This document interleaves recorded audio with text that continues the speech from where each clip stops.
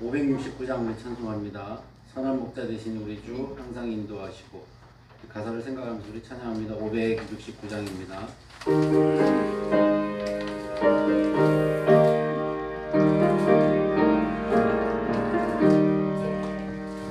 선한 목자 되신 우리 주 항상 인도하시고,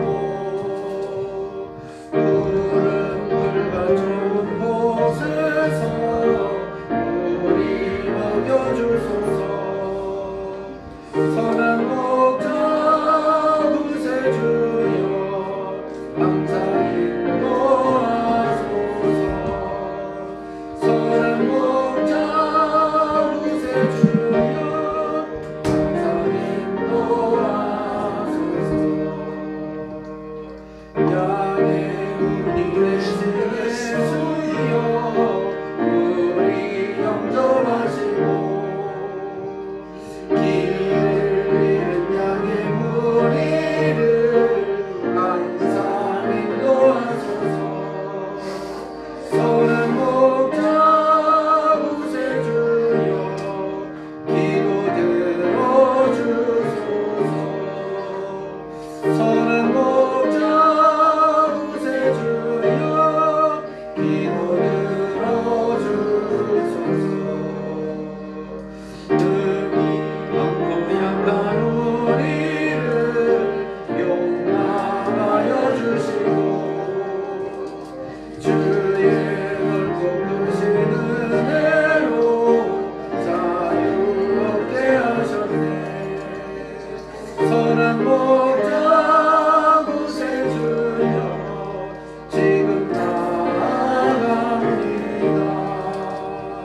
선한 목자 구세주여 지금 나아갑니다. 일찍 주의 뜻을 따라서 살아가게 하시고, 주의 크신 사랑 베푸사 나아가게 하소서. 선한 목자 구세주여 항상 인도하소서. 선한 목자 구세주여 항상 인도하소서.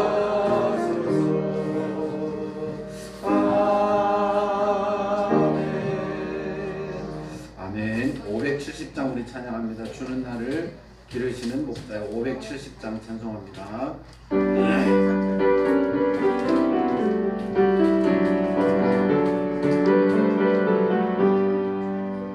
주는 나를 기르시는 목자요, 나는 주님의 귀한 어린 양. 푸른 풀과 맑으신 물강 나를 늘 인도하여 주신다. 주는 나의 좋은 목자,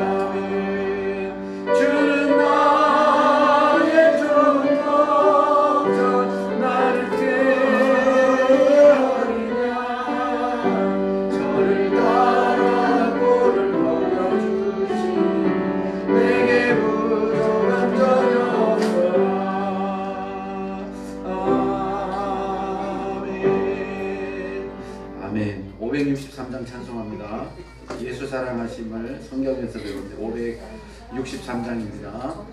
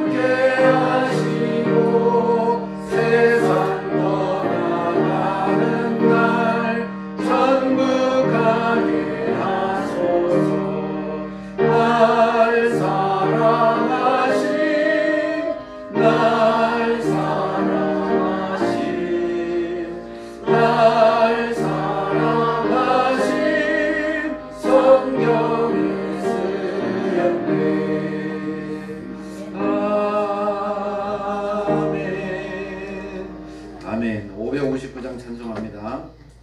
사철의 봄바람 있고 하나님 아버지 모셨으니 찬송가 559장입니다.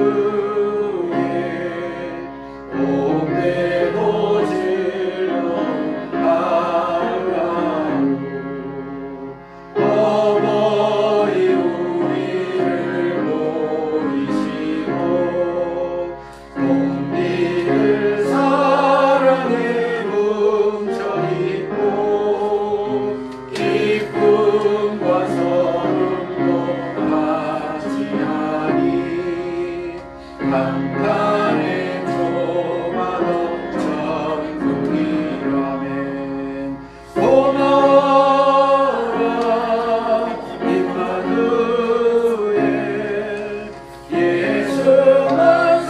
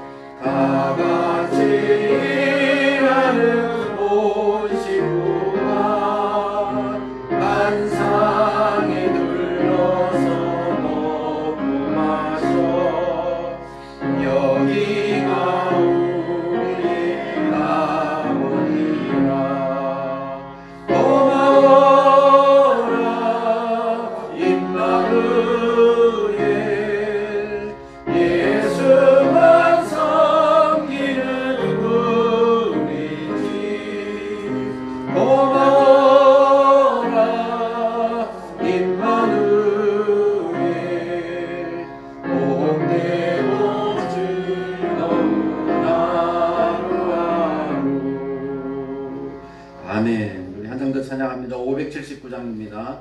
어머니의 넓은 사랑 귀하고도 귀하다. 우리 가사를 생각하면서 우리 찬양합니다. 579장입니다.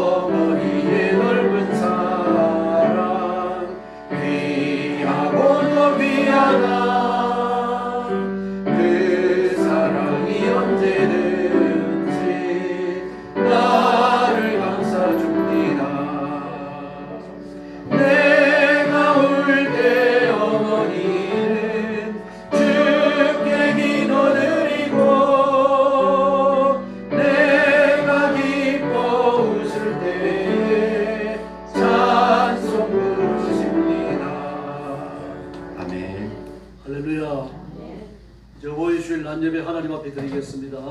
다 같이 일어서 주시기 바랍니다. 우리 주여 묵상기도 드리겠습니다.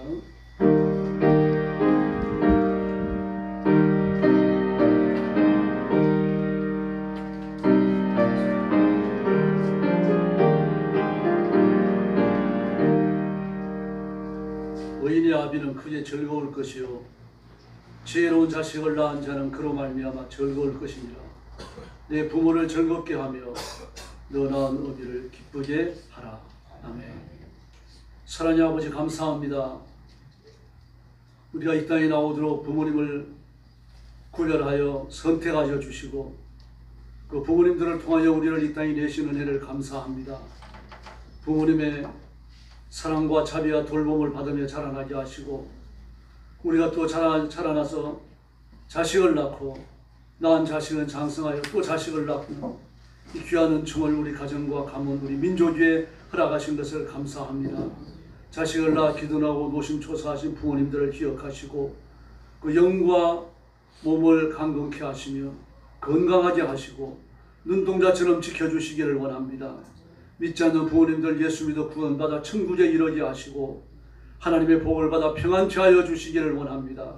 맑은 정신과 깨끗한 정신을 주시고 건강한 몸을 주셔서 일생 동안 주님을 잘 섬기게 하여 주시옵소서. 오늘 아침도 저희들이 힘을 다하여 말씀을 나눕니다. 주의 성령께서 뜨겁게 임하여 역사해 주시기를 원하옵고 예수님의 이름으로 간절히 기도 올리옵나이다. 아멘. 찬송같이 1장 부르겠습니다.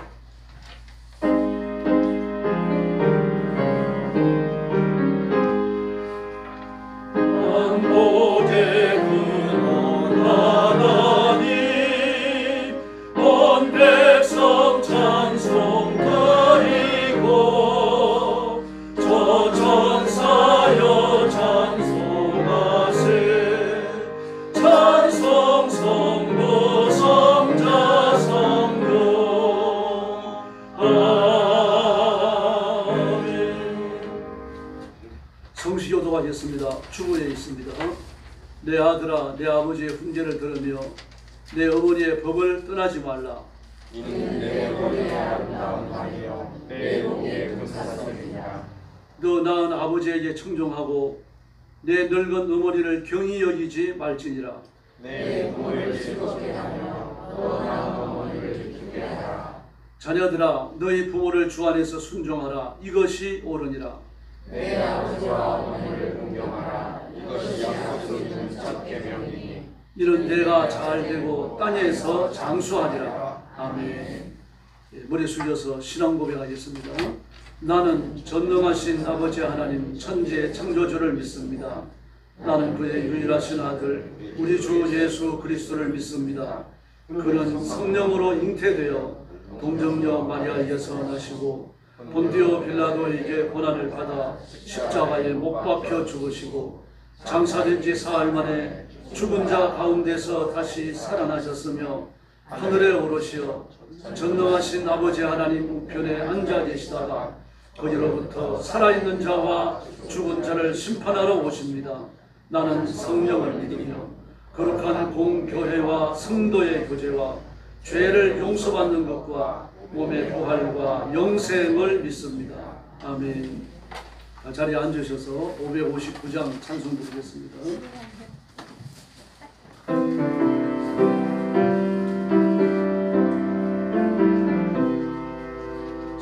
서초의 먼바람 불어있고 하나님 아버지 모셨으니 믿음의 반석 거듭나라. 우리 집 즐거운 동산이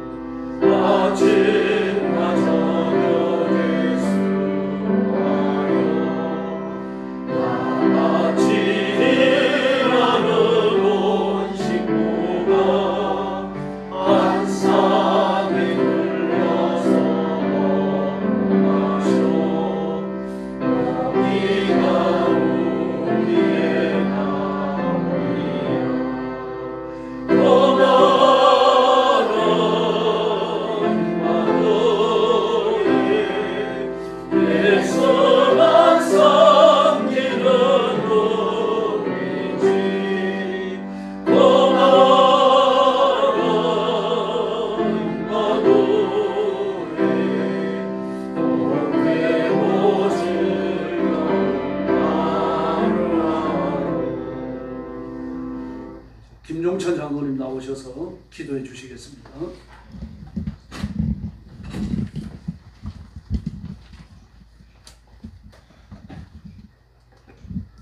기도하겠습니다.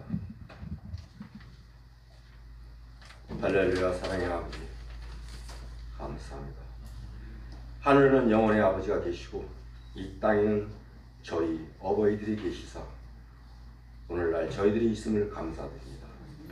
어린아이와 같은 저희가 아버지의 사랑을 사모하여 주님 전에 나왔사오니 이 시간 저희들이 어버이의 크신 사랑을 깊이 깨닫게 하시고 믿음과 사랑으로 돌보며 신앙을 물려주신 부모님들께 감사하는 마음으로 예배를 드리게 하여 주시옵소서. 저희를 자녀 삼아 주시고 사랑으로 보호해 주신 아버지 하나님, 외롭고 위태로운 인생들에게 부모의 따뜻한 사랑을 경험하게 하심을 감사드립니다. 이 땅에 사는 동안 하나님을 경외하며 육신의 부모님께 효성을 다하게 하시어 모든 공포와 근심을 물리치는 자녀들이 되게 하여 주시옵소서. 저희는 하나님의 자녀라 칭함을 받으면서도 하나님 뜻대로 살지도 못했고 또한 저희 육신을 낳고 길러주신 어버이에게 순종하지 못했고 마음을 아프게 했던 불효자들임을 고백합니다. 내 부모를 공경하라 명하신 하나님의 법을 제대로 지키지 못했음을 이 시간 저희들 고백하오니 용서하여 주시옵고 이 어버이 주일에 참다운 자녀의 모습을 되찾게 하여 주시옵소서. 사랑의 하나님 아버지, 자녀들이 잘되기를 간절히 원하면서 평생을 살아오신 부모님들을 이루어 주시고 그 심령을 주님의 사랑으로 가득 채워 주시옵소서. 저희들이 그릇된 길로 가는 것을 보면서 가슴 아파하고 저희가 병들었을 때 용기와 희망을 주시는 부모님들의 노고를 아시오니 주님의 한량 없으신 은혜로 놀라운 영혼의 평안과 기쁨을 얻게 하여 주시옵소서. 사랑의 하나님 아버지, 요즘 세상에는 부모를 업신여기고 능멸하는 패륜적인 행위가 서슴없이 사용되고 있사오니 탕자보다 더한 불효를 일삼고 있는 이 땅의 자녀들이 더 이상 부모의 가슴을 아프게 하는 괴롭히는 불효자들이 되지 않도록 붙들어 주시기를 원합니다. 아버지 하나님, 오늘 어버이 주일을 맞이하여 이 땅에 크리스찬된 부모들, 그 부모된 저희들이 모습 또한 바라보게 하여 주시옵소서. 우리는 예수 믿어 천국 가는 걸 확신한다고 하면서도 우리의 아들, 딸들은 불신앙으로 지옥을 향하여 가든지 말든지 방관만 하고 있지는 않는지요. 남보다 잘 먹이고 잘 입히고 좋은 학교에만 보내려고 그렇게 노력을 하면서도 그들을 아버지 하나님 예수님께 인도하는 데는 자식들의 눈치만 보고 있지는 않는지요. 강권하여 내 집을 채우라 하셨는데 과연 얼마나 자녀들을 위하여 교회로 인도하고자 노력을 했는지 이 시간 부모된 저희들 눈물로 회개하고 또 회개하게 하시옵소서. 우리 주님께서는 우리를 구원하시려고 십자가에 못 박히셨고 우리는 자녀들을 위해 목숨까지 줄 수 있다고 하면서 진작 그들이 불신지옥으로 내달리고 있는데 어버이 된 우리는 뒷짐지고 수수방관하며 나만 예수 믿어 천국 가면 된다는 것인지 아니면 구원에 확신이 없어서 자녀들을 교회로 인도하는데 망설이고 있지는 않는지요. 아버지 하나님, 어버이 된 저희가 먼저 구원의 확신을 갖고 어찌할꼬 가슴치며 통곡하며 기도하고 내 사랑하는 아들, 딸들을 교회로 인도하게 하여 주시옵소서. 아버지 하나님, 또한 노령에 계신 분들께 건강의 복을 더하여 주시옵소서. 이 땅에서 주님이 맡겨주신 일을 다 마치실 때까지 기력이 쇠하지 않도록 은총을 더하여 주시옵소서. 자비하신 아버지 하나님, 이 시간도 세상에서 자녀에게 버림받고 쓸쓸하게 생활하는 분들이 계십니다. 세상의 빛과 소금이 되라고 하신 주님의 명령에 따라 이분들을 돌아보는 것이 교회의 역할인 줄 아오니 이 땅의 모든 교회가 이런 분들을 돌보아 줌으로써 세상 사람들에게 덕을 끼치게 하여 주시옵소서. 저희 교회가 몸을 찢으신 주님의 사랑을 본받아 주님의 사랑을 나타내기에 최선을 다하는 복된 교회가 되게 하여 주시옵소서. 단위에 세우신 사자 목사님, 성령을 능력으로 사로잡아 주시오. 선포되는 말씀을 통하여 부모님을 공경하고 자녀들을 주 안에서 훈육하며 얻는 복을 깨닫게 하옵시니 모든 부모님들이 큰 위로를 받는 복된 시간이 되게 하여 주시옵소서. 나라와 민족을 주심에 감사하며 드리는 기도를 들으시고 속히 남북이 하나 되며 그리스도의 사랑으로 통일되게 하여 주시옵소서. 저 북한 동포들도 천국을 이 세상에서 맛보고 느끼게 하옵시며 마귀 사탄의 올무에서 속히 벗어나 해방시켜 주시옵소서. 아버지 하나님, 세계사적으로는 경제적으로 또한 매우 혼탁한 가운데 있습니다. 전쟁과 온 세계가 경제 불황으로 허덕이고 있습니다. 저희 내적으로는 정치적으로 혼란기에 있는 듯합니다. 여야가 서로 마주보고 대화를 하는 것이 아니라 서로 부닥치기만 하고 수적으로 우세한 당은 특검을 위한 당인양 무조건적으로 특검과 탄핵만 외치고 있으며 또 여당은 대통령 눈치만 보고 있습니다. 우리나라는 대통령이 2명이 있는 것 같습니다. 용산에 있는 대통령, 또한 여의도 국회에 있는 대통령, 그 대통령이 2명이 있는 것 같습니다. 하나님 아버지, 하나님 보시기에 가장 합당한 조건으로 조율시켜 매듭지어 주시옵소서. 오늘도 교회와 믿음의 식구들을 위하여 성김을 실천하는 손길들이 있습니다. 저들의 수고를 통하여 주님이 더욱 높임을 받게 하시옵소서. 저들의 삶에는 주님이 주시는 복된 일들이 넘쳐나게 하여 주시옵소서. 저희들이 드리는 이 예배를 기쁘게 받아주시옵소서. 예배의 시종을 주님께 의탁하오며 무익한 이종 예수 그리스도의 이름으로 기도드렸사옵나이다. 아멘.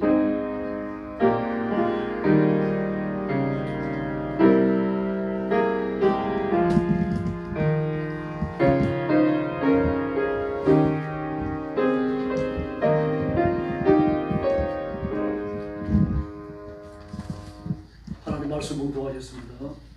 잠언 23장 24절부터 25절까지입니다. 구약성경 937면입니다.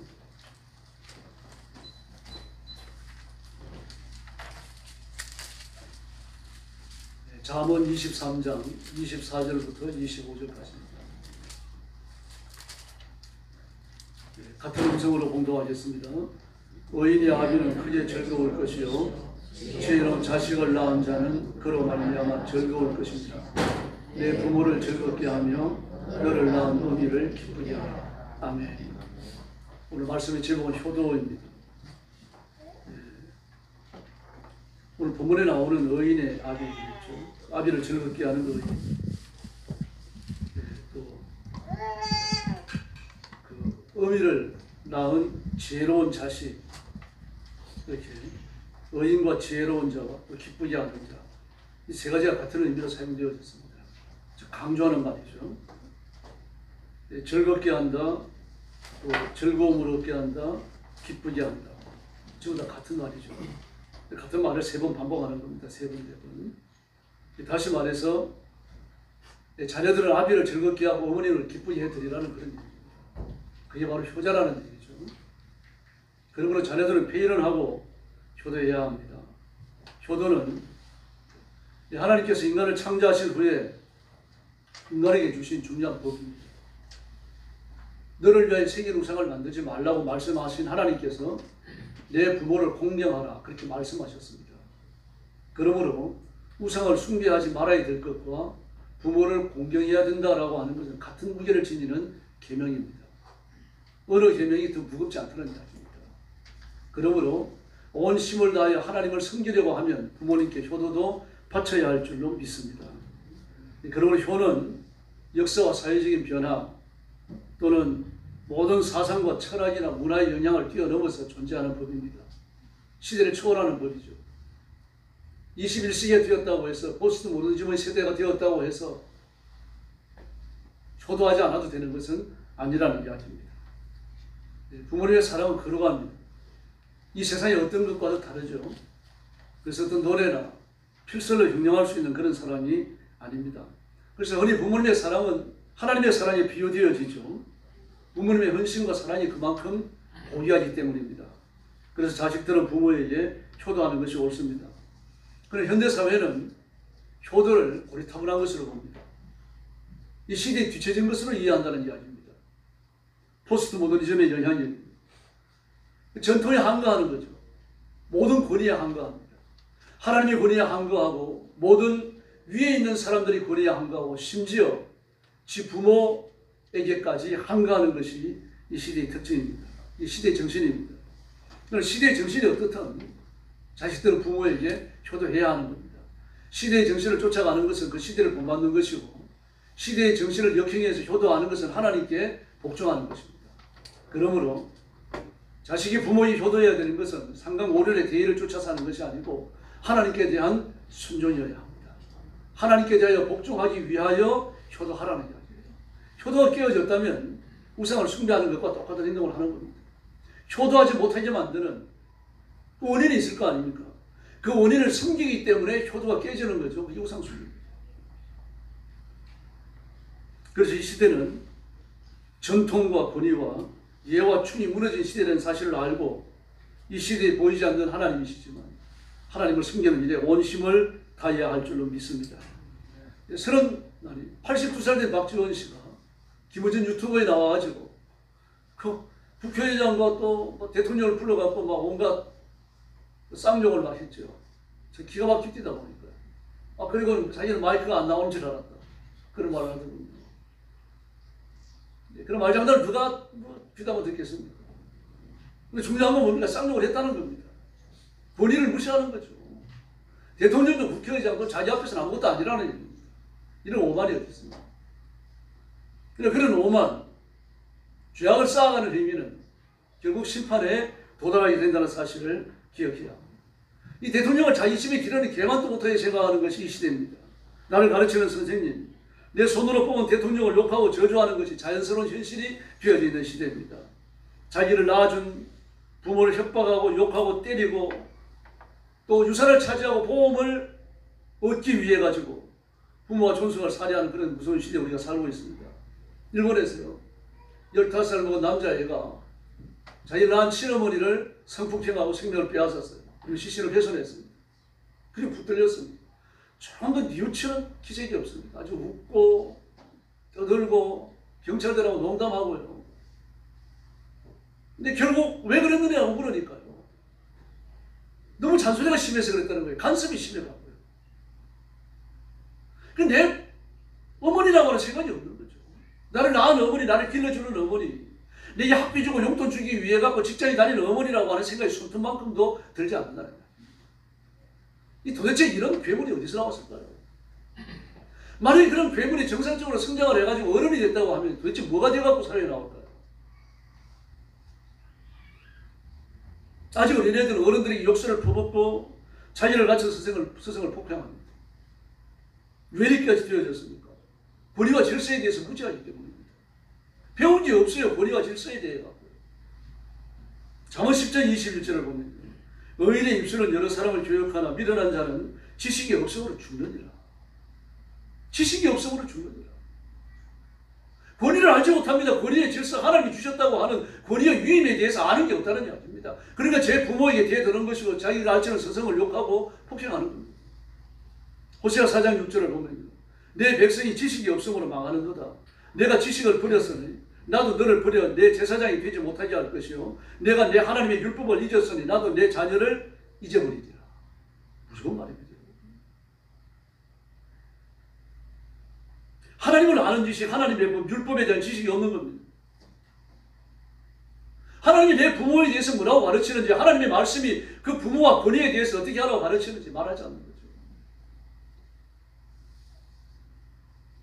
수요일은 세속 정보에 대해서 설교할 겁니다. 그것도 권위입니다, 여러분. 로마서 13장이 이야기하는 것처럼 너희들 위에 있는 권위들에게 복종하라고 말을 하죠. 전부 다 위인 권위입니다. 하나님이 나타나셔갖고 우리 친부모가 되고 교회의 목사가 되고 나라의 왕이 되어주셔야 하지만 하나님은 하나님의 권위를 받은 사람을 세우는 겁니다. 그래서 가정을 일으키시고 사회를 이끌어 가시는 겁니다. 이게 무너지고 나면 다 무너지는 겁니다. 여러분들 잘 아시는 얘기입니다. 무시면 용감한 겁니다. 택시 기본 요금이 3,000원 할 때입니다. 지금 4,800원이죠. 이게 좀 오래된 겁니다. 시골에서 올라온 할아버지 한 분이 택시를 탔습니다. 그 서울에서는 그저 눈 감으면 호배 가는 데라고 하니까 잘 살피라 그런 얘기를 잘 듣고 올라갔습니다. 택시를 타고 조용히 잘 살폈습니다. 그리고 이제 목적지에 도달하니까 요금을 5만 원이 나왔습니다. 그래서 할아버지가 웃으는데 얼마요? 그러니까 10,000원이에요. 그러니까 10,000원을 내는 게 아니라 7,000원만 내는 거죠. 그 기사가 놀래갖고 3,000원 더 주셔야 됩니다. 그러니까 화를 내면서 야 이놈아 3,000원부터 시작하는 줄 내가 모르는 줄 아느냐? 촌노인이라고 나를 깔보는 거냐? 몰라도 3,000원 안 내는 죄입니다. 몰랐더라도 효도를 몰랐더라도 불효는 죄예요. 스승을 공경해야 되는 줄 몰랐더라도 그건 죄입니다. 몰라도 사람을 희롱한 죄가 되는 것이고 노인을 희롱한 죄가 되는 것이고 부모를 업신여긴 죄가 되는 것이죠. 단지 사회적 분위기에 시대적 정신에 편승했다고 하더라도 그 죄라는 이야기입니다.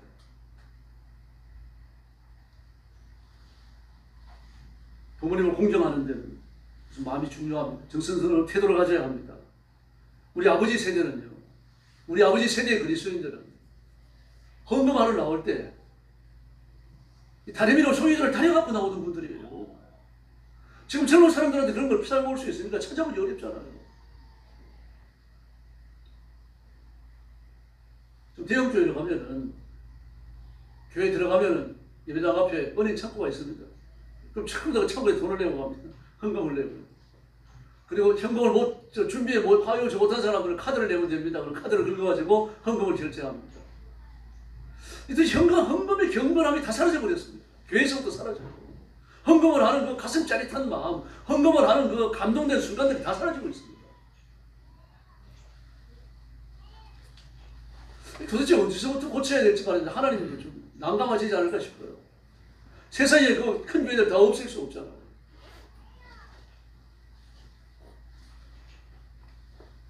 가인과 아벨의 차이가 뭡니까? 가인은 믿음이 없어서 아벨은 믿음이 있었습니다. 근데 그 믿음이 뭘로 드러납니까? 예물을 준비하는 정성으로 드러납니다. 하나님이 살아계심을 믿으니까 하나님이 내 제사를 받으신다고 하는 그런 확신이 있으니까 하나님 앞에 가장 좋은 것, 가장 아름다운 것, 가장 정성스러운 것을 드리는 거죠. 그럼 가인에게 그런 믿음이 없습니다. 그런 믿음이 없으니까 대충 준비하는 거죠. 정성껏 예배 드리라는 말이에요. 그래서 나오는 겁니다. 코르반으로 불효를 합리화하는 시대입니다.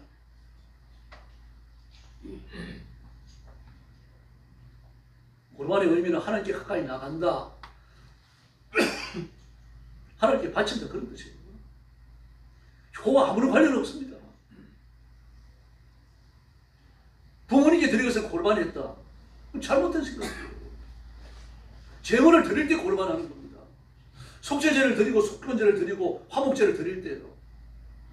성원제를 드릴 때 골반하는 겁니다. 그러면 골반을 아주 악하게 나쁘게 써먹는 거죠.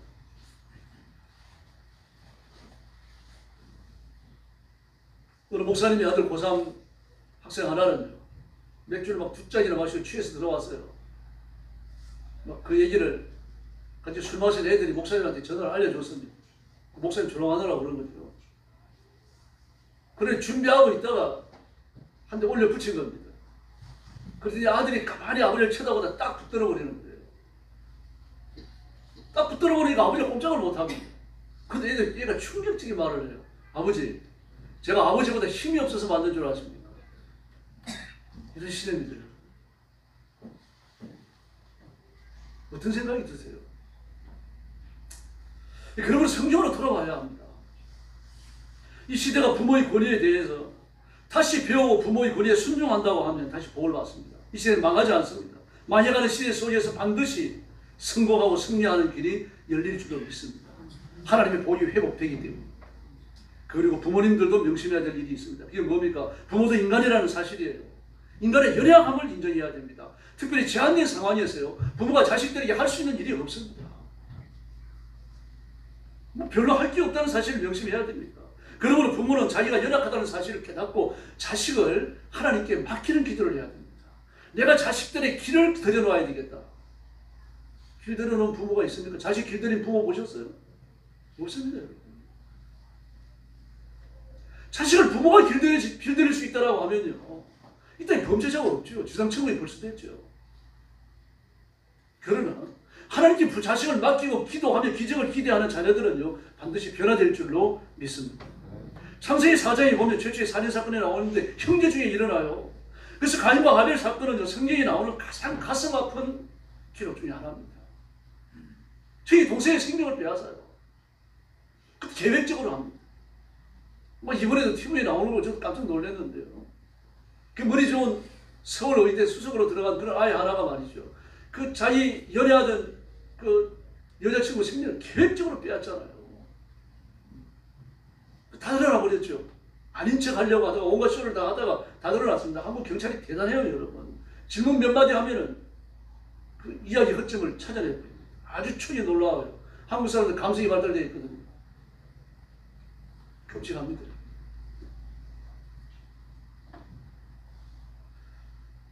여러분, 아담과 하와는 범죄의 1세대입니다. 하나님 앞에 벌받아 많이 어린 사람이에요.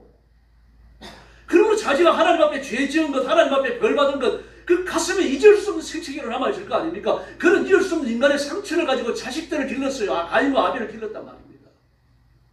제사에 대하여 가르치고 범죄에 대하여 가르치고 하나님 앞에 바로 살 것을 가르치고 말입니다. 얼마나 노심초사하면서 자식들을 길렀겠습니까? 얼마나 많이 바로 살 것에 대해서 죄의 참혹함에 대해서 강조했겠어요. 그런데 죄의 뿌리는 깊습니다. 가인은 아벨을 계획적으로 살해합니다. 창세기 4장 8절을 보면 우리말 성경에 빠져 있습니다만 히브리어 원문을 보면 우리 들로 가자 그런 말이 나와요. 우리 들로 가자. 계획적으로 꼬여낸 겁니다. 어느 곳에 이르렀을 때 동생의 뒤통수를 칠 수 있는 뭔가를 숨겨놓은 겁니다. 그리고 그것까지 데리고 갔어요. 그리고 그것에 도착했을 때 야 저기 사슴이 뛰어간다. 뭐 이런 말로 동생의 눈길을 돌린 이후에 들고 뒤통수를 친 거예요. 얼마나 끔찍합니까? 이 타락은 2세대에 벌어집니다. 타락은 1세대 그 어머니 아버지가 타락의 그 깊은 생채기를 안고서 말입니다. 이식의 참혹함을 깨달으면서 하나님 앞에 눈물로 후회하고 기도하는 그런 사람들 아닙니까? 그런 사람에게서 배운 세대가 가인과 아벨이에요. 그런데 부모시대 뺨처럼 죄를 지죠. 우리한테 참혹하다고 해야 되겠죠. 최초의 살인, 형제사에 일어난 겁니다. 그런 아담과 하와는 가인이 저지른 일을 바로잡기 위해서 아무것도 할 수 없었어요. 아무것도 할 수 없어요. 죄를 바로잡는 것은 인간이 할 수 있는 게 아닙니다. 할 수 있는 게 있다면 기도밖에 없어요. 죄인의 마음을 돌리는 것, 죄인의 행동을 교정하시는 분은 하나님이신 줄로 믿습니다. 사무엘하 13장을 보면 다윗의 가정에 나옵니다. 수십 년간 앙금천을 가라앉아가지고 다윗의 가정을 괴롭혀오던 다윗의 문제 하나가 폭발되어 버립니다. 다윗이 그 술랑 갈배의 딸과 결혼합니다. 정작 결혼이었죠. 다윗의 실수 중에 하나입니다. 근데 그 사이에서 다말과 압살롬이 태어나요. 근데 배다른 형제 암논이 다말을 연애합니다. 다말이 아주 예뻤어요. 그 히브리 랍비들의 이야기를 하면 그의 얼굴을 처음 본 사람들은 그의 얼굴을 평생 동안 못 잊었다라고 말을 할 정도로 예뻤다고 말합니다. 암논이 마음을 빼앗겨버린 거죠. 그리고 온갖 술책을 다 써가지고 그를 선부시합니다. 한번 그를 범하고 나니까 말입니다. 그를 부인으로 맞아 들어가지고 결혼 생활을 하는 게 아니라 아주 얼음처럼 차가워져서 그를 내던지고 맙니다. 그러니 다말은 눈물로 반달 지새는 거죠. 압살롬이 이것을 보면서 많이 원한을 품었어요. 그냥 안 된다. 반드시 복수한다. 그리고 2년이 지난 후에 양털 깎는 시기가 되어졌어요. 말하자면 추수 때입니다. 추수 때가 되어졌을 때 압살롬이 기르는 양이 좀 많았던 것 같습니다. 그리고 온 왕자들을 양털 깎는 잔치에 초대합니다. 그리고 거기서 암논을 살해해요. 그리고 외갓집으로 도망을 갑니다. 그술왕에게로 도망을 갑니다. 그술은 이 성경 끝에 나와 있는 이스라엘 지도를 펴놓고 보면은 갈릴리 호수 북동쪽으로 있습니다. 거기 끝부분에 보면은 그술이라고 하는 이 나라가 나와 있죠. 하는 나라입니다. 손바닥만한 나라입니다. 아마 우리 성동구만 할 겁니다. 그래 도망을 한 겁니다. 도망을 가서 3년 4년을 있다가 보니까 다윗이 보고 싶은 겁니다. 자기 집안에 편지 풍파를 일으켰지만 그래도 사랑하는 아들이니까. 그리고 압살롬이 다윗의 마음을 가납니다. 그리고 온갖 작전을 다 짜가지고 압살롬을 불러올려요. 불러올리는데 압살롬 와가지고 4년간을 죽은 것처럼 칩니다. 그 4년 동안 한 게 뭡니까? 아버지를 향하는 백성들의 마음을 빼앗는 거예요. 아주 은밀하게 진행했습니다. 아버지 다윗은 전혀 눈치를 못 챘어요. 그리고 그는 난을 일으키죠. 아버지의 완의를 찬탈하여 난을 일으키죠. 이게 밤에 일어났습니다. 그리고 얼마나 급했던지 말입니다. 다윗은 밤에 일어나서 맨발로 말입니다. 울면서 그 여러 시내를 건너가요. 좀 기가 막힌 일이죠. 그리고 하나님 은혜를 주셔서 후세의 계략이 적중을 해서 압살롬의 난이 평정됩니다. 그리고 압살롬은 요압의 칼날에 죽습니다. 성경은 이렇게 표현적인 아들 압살롬입니다. 이 압살롬에 대해 성경 가감없이 기록을 합니다. 그는 남성비가 아주 뛰어났던 사람이에요. 머리털이 길었어요. 그 머리털 때문에 죽죠. 도망가다가 머리털이 나무에 끼어버립니다. 그런 나무에 걸려가지고 버둥거리다가 요압의 창을 받아요. 그리고 죽어요. 이 남자가 막 남성처럼 생긴 어깨를 멀어지고 말입니다. 막 머리털도 좋고 수염도 나고 이 남자도 최고입니다.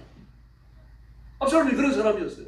모든 남자들보다 머리 하나는 더 컸습니다. 남자들 중에 상남자였죠. 그리고 그가 왕감으로 합당하다고 생각을 했던 겁니다. 그러므로 다윗의 핵심 멤버 외에는 압살롬을 위해서 다 돌아섰던 거예요. 그 외모에 푹 빠져버린 거죠. 지금도 외모에 빠지잖아요, 사람들이요. 남자든 여자든 외모가 한몫하잖아요. 강남의 어떤 교회는 목사님 부임을 했는데 아주 미남이에요. 막 그랬더니 젊은 여자들이 새벽부터 화장을 하고 택시를 몰고 막 난리가 납니다. 사가리 목사님 모시려고. 제가 알기로 한 6개월인가 있다가 나갔어요. 나도 큰일 날 수 있잖아요. 그 시도 마찬가지입니다. 압살롬은 외모로 사람들이 마음을 빼앗은 사람입니다. 그 리더십이 발전 안 돼요. 아주 포악한 청년만이 있을 뿐입니다. 그 뛰어난 남성의 아름다움이 있을 뿐입니다. 그리고 그는 망합니다. 근데 그렇게 그 표현적인 아들 아닙니까? 그런 표현적인 아들이지만 이제는 그 아들이 없어졌어요. 그 다윗은 그 무너지는 가슴을 끌어안고서 짐승처럼 물어요. 내 아들 압살롬, 압살롬 내 아들. 그러면서요. 근데 자기가 아버지인데도 불구하고요. 그런 아들을 위해 가지고 할 수 있는 게 아무것도 없다는 이야기입니다. 여러분은 어떻습니까? 자식들을 위해서 할 수 있는 게 있습니까? 유산 물려주는데요. 대단한 거 아닙니다. 유산 물려주는 거 대단한 거라고 할 수 있겠죠. 그런 유산을 물려주는 사람들이 가급적 뭐라 그럽니까? 죽기 직전에 주라고 말합니다. 죽기 직전에 주라. 사람들 폐역성을 알기 때문입니다. 이 부모의 아주 위대한 면이 있습니다만 그러나 제한적인 면이 있다는 걸 분명히 깨달으셔야 됩니다. 자식들을 위해 기도하셔야 돼요. 열왕기하 18장을 보면 히스기야 전쟁이 나옵니다. 히스기야는 아몬의 아들이죠. 아몬의 히스기야 왕이 즉위한 직후에요. 아수르의 사내립이 18,000의 군사가 쳐들어옵니다. 18,000 많지는 않습니까? 18만 단위고 18,000. 근데 그 18,000이 쳐들어왔는데 도저히 이길 기력이 없어요. 왜 그렇습니까? 막 그 므낫세와 아몬을 지내는 내년 동안 말입니다. 이스라엘 국력이 망가질 대로 다 망가져버렸습니다. 두 왕이 지내는 동안 무상중개에 얼마나 빠졌는지 모릅니다. 세상에 므낫세 같은 경우는 말이죠. 왕지를 얼마나 오래 했습니까? 40년 했습니까? 50년 했습니까? 그렇게 약한 왕이 말입니다. 일찍 데려가지도 않았어요. 이렇게 몇십 년, 60, 70년이 거쳐가지고 나라가 망가지고 나니까 말입니다. 18,000의 적군을 대응할 수 있는 군사가 없는 거예요. 이 고대 그 군사력을 연구한 학자들은 말합니다. 18,000의 군사가 쳐들어온다면 10배가 있어야 방어할 수 있다고 말해요. 18만 명. 그럼 바로 곁에 칠 수 있었다고 말을 합니다. 이 비율을 적어질 때마다 전쟁이 길어지는 거죠. 그런데 이건 쳐들어온 18,000을 방어할 수 있는 군사가 없는 겁니다. 기가 막힌 거죠. 아수리 랍스기가 뭐라 그럽니까? 내가 말 2,000필을 내면 2,000필 탈 수 있는 군사는 네가 갖고 있느냐. 정말 치욕적인 말입니다. 예루살렘 포위 다니다 3년을 지내면서요. 물과 곡식의 반입이 중단됩니다. 대소변을 받아 마시고 자기 자식을 잡아먹는 참혹한 일이 벌어집니다. 눈앞에서 자식이 굶어 죽어요. 그런데 그걸 바라보는 부모의 눈에 피눈물이 나오지만 그걸 할 수 있는 게 없습니다. 굶주림에 지치다 못해가지고 그런 자식을 잡아먹어요. 이렇게 연약한 것이 부모입니다. 이걸 이해하셔야 돼요. 이해하시고 하나님 앞에 엎드리셔야 됩니다. 교만해서 안 됩니다. 그런데 난 자식을 배울 만큼 배우게 했으니까 자식에게 물려줄 만큼 물려주니까 그 자랑하는 거 아닙니다. 그것 가지고 자식들의 영성이 변하지 않아요. 부모들은 자식을 성경대로 바로 일러야 하며 그리고 하나님 앞에 복종하는 것을 가르쳐야 합니다. 부모들에게 폭력을 당하고 학대를 당하고 조롱을 당하고 방임이 되는 자녀들은요, 자라나서 성년이 되어지고 육신적으로 강해지면 부모에게 똑같이 되갚아버립니다. 저는 구치소에서 상담하면서 이런 사람들을 여러 봤습니다. 제가 만난 사형수에 전부 다 이런 사람들입니다. 정상적으로 자란 사람이 아무도 없어요. 심지어 제가 만난 사람 하나는 고3이 될 때까지 말입니다. 아버지 앞에 잘못했다 그래가지고 벌거벗은 몸으로 문 밖에 쫓겨나가지고 겨울에 말이죠. 그리고 서 있다가 돌아오곤 했었어요. 그 자식도 대단한 자식이죠. 고3이 돼가지고 그렇게 했으니까요. 근데 언제부터 반항합니까? 군에 갔다 왔어요.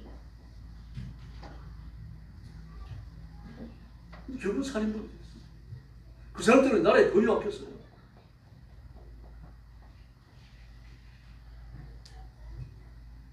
이제 이런 사람들이 자기 부모에게 그렇게 반입을 당하고 학대를 당하고 조롱을 당하고 폭행을 당하고 이렇게 자라나게 되어지면 자기 부모나 부모의 연배를 만나게 되어지면 폭발돼요. 이유 없이 폭발돼요. 물론 부모에게 폭력을 당하고 부모에게 반입을 당한 이런 사람들이 100%다 그렇게 되는 건 아닙니다. 아주 훌륭한 사회인으로 성장하는 사람은 훨씬 더 많아요. 그러나 반사회적 사람으로 자라나가지고 전과자가 되고 살인자가 되는 이런 사람들의 80%는요, 어릴 때 성장 환경이 그렇습니다.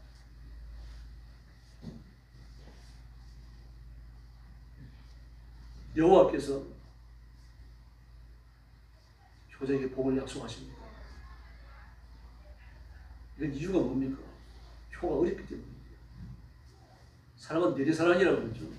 윗사람이 아랫사람을 사랑하는 건 쉬워요. 물론 그것도 뭐 쉬운 건 아닙니다만 결심을 해야 됩니다. 여러분들이 자식을 키우는데 들어간 돈을 지금까지 얼마나 들어갔는지 계산해 본 적이 있습니까? 뭘 해본 사람도 있습니다만 저는 한두 사람밖에 못 봤어요. 그럼. 저는 계산 안 합니다. 왜 안 합니까? 당연한 걸로 여기니까요. 그 부모가 할 거라고 생각하는 거죠. 오히려 못 해준 게 덜 해준 게 말입니다. 형편이 어려워가지고 자식을 충분하게 양육하지 못한 게 마음이 안타까운 거죠. 그때 공부 좀 더 시키는 건데. 그때 좋은 음식 좀 더 먹였으면 우리 아들이 더 컸을 텐데. 부모들은 자라나가지고서도 자식들이 자라난 것을 보면서도 마음이 아파요. 그걸 보면서. 그때 우유 마시는 거 그렇게 좋아했는데 우유를 좀 더 마시게 했을 거예요. 이런 후회들을 하잖아요. 사람 내 사람입니다. 이거. 물도 마찬가지잖아요. 위에서 높은 데로 흘러가요. 높은 데서 낮은 데로 흘러내려가요. 공기도 마찬가지입니다. 고기압에서 저기압으로 흘러요. 그래서 바다에서 고기 잡는 사람들이 저기압이 형성된다 그러면 막 사색이 됩니다. 빠져나오더라고요. 폭풍이 몰아칩니다. 사랑이 내리사랑인데 치 오르는 사랑을 한다. 이 결단이 필요한 거예요. 1년에 몇 번 부모한테 효도하면서 결심을 해야 되는 겁니다. 그래서 생색을 낼 수 있는 거죠. 그 자식의 부모를 섬기는 데 결심이 필요한 겁니다. 쉽지 않은 거죠. 뭘 내 자식도 키워야 됩니다. 그렇다고 하더라도 부모를 섬기는 데 있어서 자랑거리가 아니죠. 오히려 더 열심히 해야 되는데 부모가 자식을 섬기는 건요. 자식이 부모를 섬기는 건 부모가 자식을 사랑하는 것에 비하면요. 10분의 1, 100분의 1도 안 됩니다. 그런데도 불구하고 하나님은 효에 대하여 축복을 약속한다는 사실입니다. 자녀들아 주 안에서 너희 부모에게 순종하라. 이것이 옳으니라. 내 어머니와 아버지를 공경하라. 이것은 약속이 있는 첫 계명이니 이로써 내가 땅에서 잘되고 장수하리라. 할렐루야. 복을 약속하시는 거예요. 효가 어렵기 때문입니다. 부모를 사랑한다는 것이 쉽지 않은 겁니다. 본성을 거스르는 거거든요. 이 세대를 거스르는 겁니다. 그래서 이런 약속을 하는 거예요. 요즘 애들 보십시오. 우리는 뭐 어머니 아버지가 바깥에 나갔다 들어오시면 깍듯이 일어나가지고 막 밖에 나가서 인사하잖아요. 하고 아버지 키심 소리 나면은 방문 열고 나가서 인사했어요. 어디 나갔다 들어오면은 방문 열고 아버지한테 다녀왔습니다 그러고요. 근데 요즘 애들은 어떻습니까? 애들이 앉아가지고 막 TV에 게임을 하고 있습니다. 지 아버지 들어와도 쳐다보지도 않습니다. 그 아버지가 와가지고 먼저 인사해야 돼요. 야, 임마 아빠 왔다 그러면. 아빠 왔어? 잘 갔다 왔어? 별일 없었어? 물론 그 아이들에게 유교적 효를 말하는 것은 무리죠. 그러나 부모 자식 간의 교감은 분명히 존재해야 됩니다. 길러야 돼요. 가르쳐야 됩니다. 효가 뭔지 자꾸 이야기해야 된다는 이야기입니다. 세계보건기구에서 전 세계 장수촌을 조사했는데 전 세계 장수촌 중에서 장수하는 사람이 가장 많은 데가 중앙아시아 위구르족이었습니다. 저는 일본 오사카였는데요. 이제는 위구르족이에요.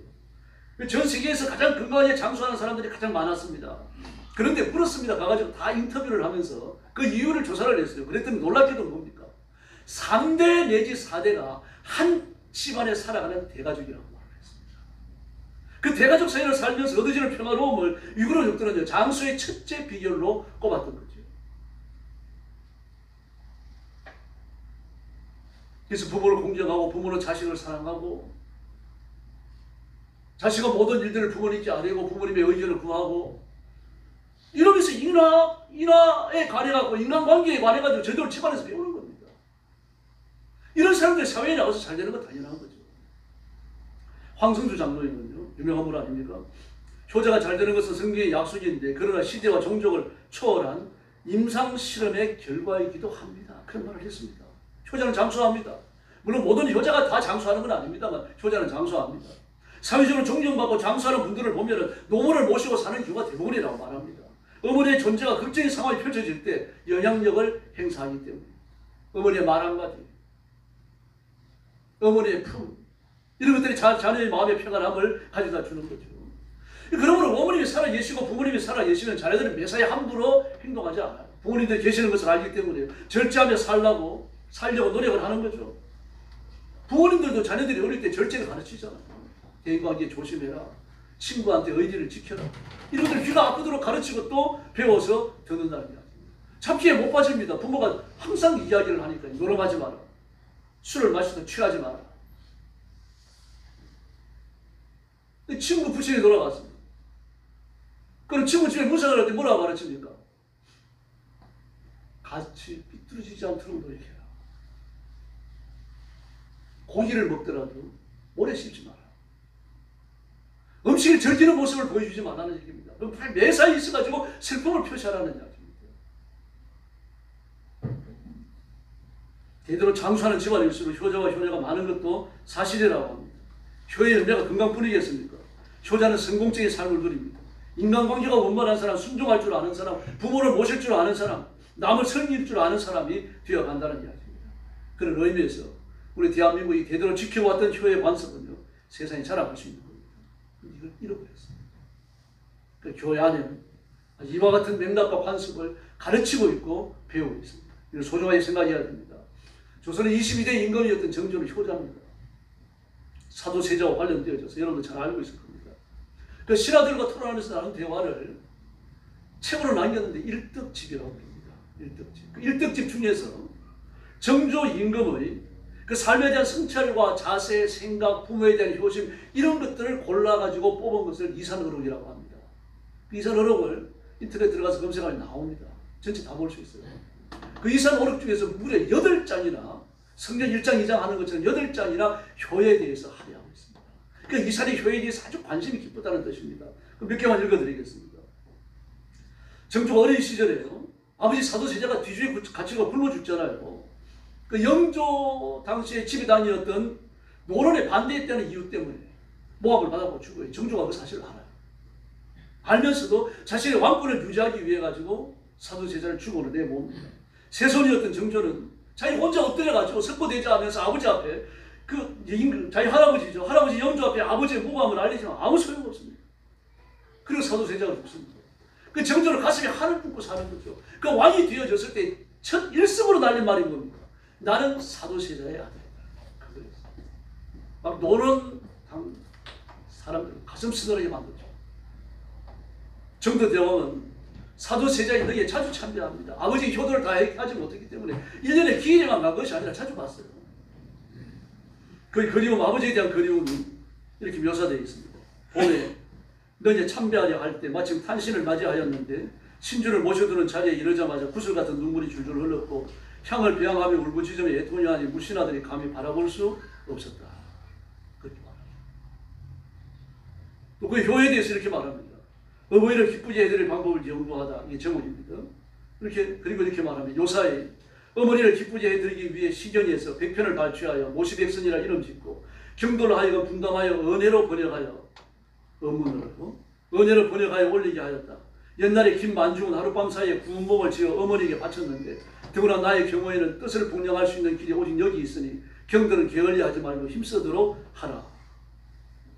모시백선 지어도 나와 있습니다. 어머니에게 바치기 위해 가지고 고대 시조 중에서 의미 있는 시들을 100편을 발췌해가지고 원문으로 번역해서 어머니에게 올렸다는 거죠. 또 이런 기록이 나옵니다. 가는 세월을 붙잡아 둘 수 없음을 한스러워하다.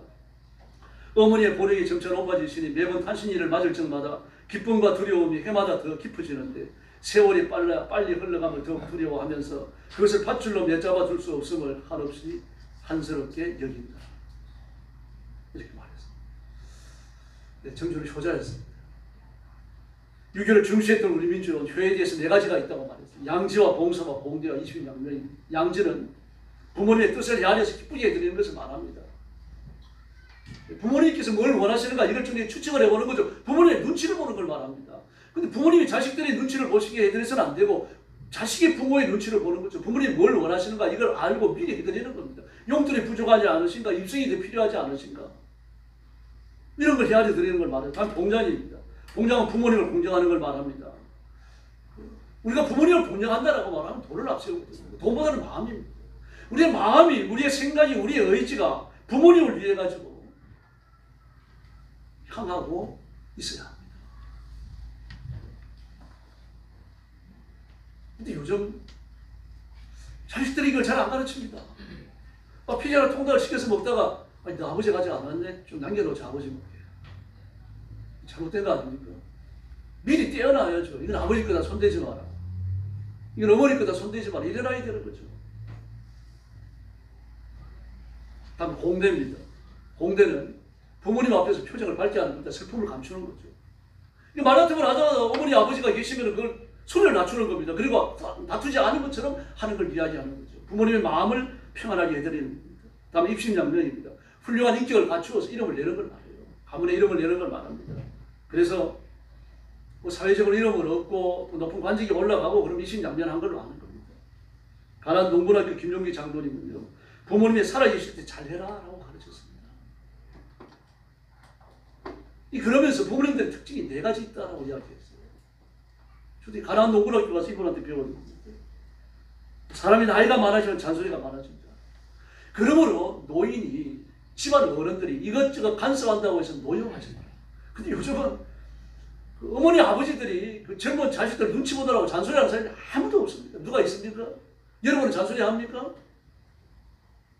혹시 뭐 강큰 부모들은 할 수 있습니다. 대부분 부모님들이 잔소리 안 해요. 그래서 잔소리를 하더라도 그것을 기꺼이 여겨라 라고 말합니다. 2번째, 노인들은 노여움을 쉽게 느낍니다. 혹시 사소한 일을 가지고 노여움을 표시하더라도 그걸 단연하게 받아들여라. 혹시 내가 공대하지 못한 건 없는가? 내가 부모님께 양지를 다하지 못한 건 없는가? 이걸 살펴보라고 권고합니다.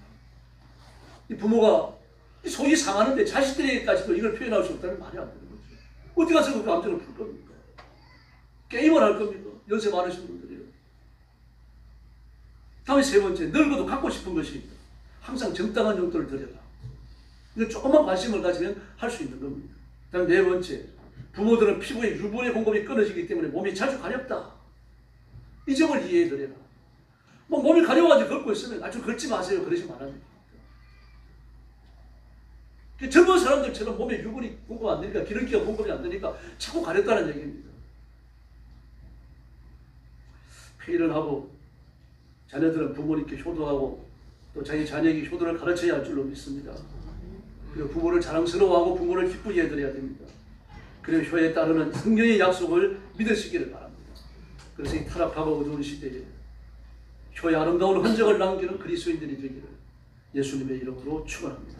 기도하겠습니다. 자비로우신 아버지 하나님 감사합니다.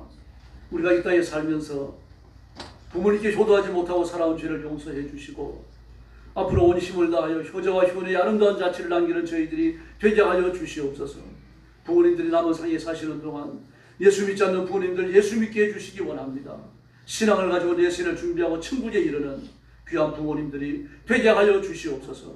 이 땅에 사시는 동안 마음을 평화롭게 하시고 하나님의 복을 받아 모든 은혜가 윤택하고 충만하게 하여 주옵시기를 간절히 원합니다. 육신이 강건케 하여 주시기를 바랍니다. 병든 노모님들 다 치료하여 주시기를 바랍니다. 맑은 정신을 주시고 깨끗한 정신을 주시기를 바랍니다. 하나님의 오른손을 붙잡아 일으켜 주시기를 원합니다.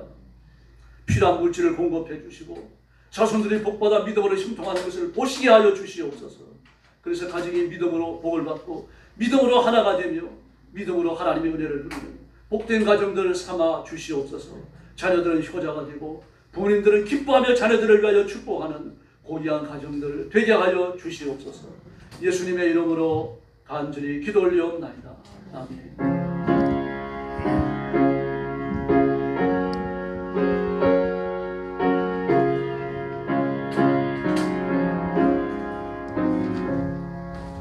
찬송가 579장 부르겠습니다.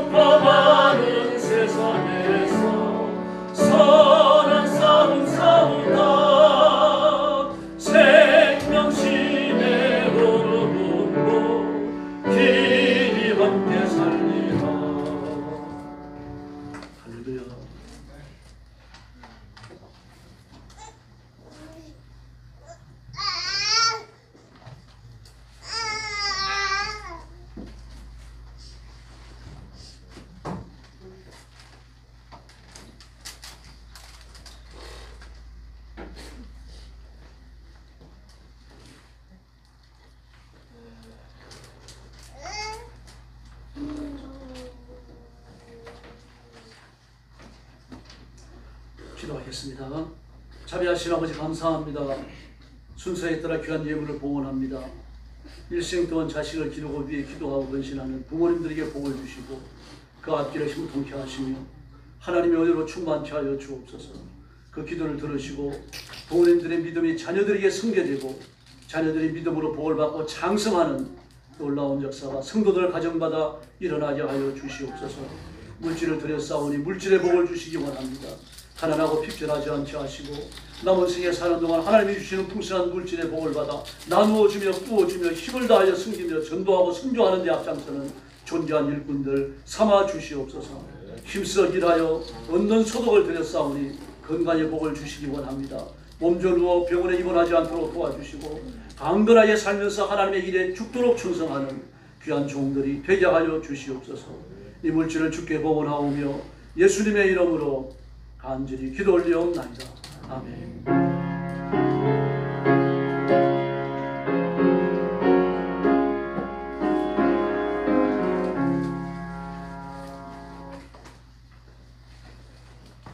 공고 말씀입니다. 올해 표어는 가족 사랑 회복가입니다. 표어는 잠언 17장 6절 손자는 노인의 미를 유관이요 아비는 자식을 영합니다. 같이 한번 읽어보겠습니다. 시작. 손자는 노인의 유관이요 아비는 자식의 영합니다. 잠언 17장 6절 말씀. 그 묘지를 외우면 다음 주에 한 주 미루겠습니다. 한 주 더 외우시기 바랍니다. 1월부터 4절까지요. 그리고 나라와 민족을 위해서 기도해 주시고, 그리고 교정 성교와 요양 중인 성도를 위해서 특별히 기도해 주시기 바랍니다. 그리고 오늘 어버이 주일인데 예배 마치고 나서 바로 우리 점심 식사하러 가겠습니다. 어르신들만 모시고 가려고 했는데 그 성도들이 많지 않으니까 다 가기로 했습니다. 차가 우리 교회 차하고 박봉원 집사님 차, 그리고 차 갖고 왔어요. 네. 김지 자매 차 갖고 오셨고, 또 박종신 권사님 차 갖고 오셨고요. 그렇습니다. 교회 차 있고 조연호 교수님 또 차 가지고 왔습니다. 그래서 편리한 대로 타십시오. 어르신들은 승용차 타시고 좀 젊은 분들 교회 차 타시고 그렇게 되겠습니다. 교회 헌금 정리하는 것도 잘 놔두셨다가 식사하고 오셔갖고 그렇게 하시기 바랍니다. 토평에 잘 적어두세요. 토평 사거리에서 우회전에 저 구리 쪽으로 들어가는 데입니다. 구리 쪽으로 별미지교입니다. 별미지교 남양주점.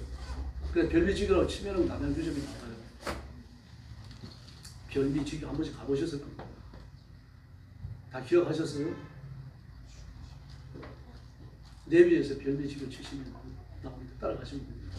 아니면 교회차 따라오시고 옆에 계신 분들하고 인사 나눠주시기 바랍니다. 한 번 더 하시죠. 효도합시다. 할렐루야. 감사합니다.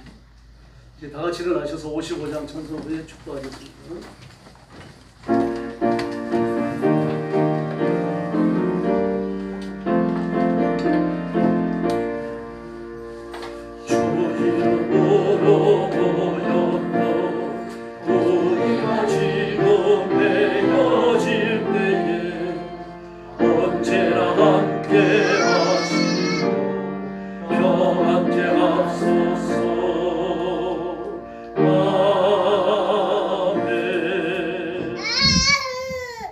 이제는 우리 구주 예수 그리스도의 은혜와 하나님 아버지의 극진하신 사랑과 성령님의 도우심과 인도하심과 교통하심이 오늘 어버이 주일 예배에 참석하여 불효하지 못한 죄를 효도하지 못한 불효하는 자녀들이 회개하는 것과 그리고 일생 동안 자녀를 키우며 기도하며 하나님 앞에 헌신해 온 부모님들과 사랑하는 모든 성도들 머리 위에 영원토록 함께 계실지어다. 아멘.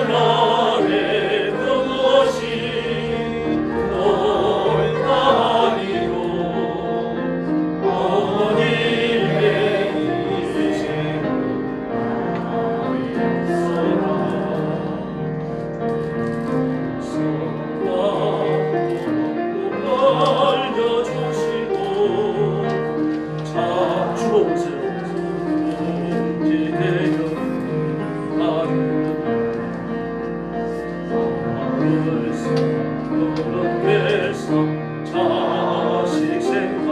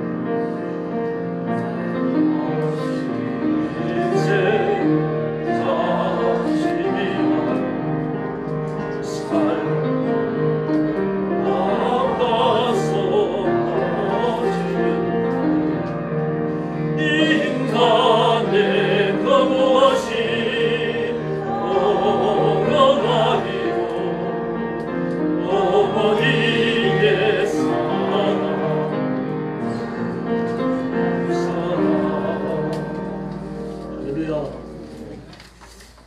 나가서 차 타주시고 출발하고 집으로 개인적으로 가지 마시고 정신 꼭 하고 가시고 그렇게 하시고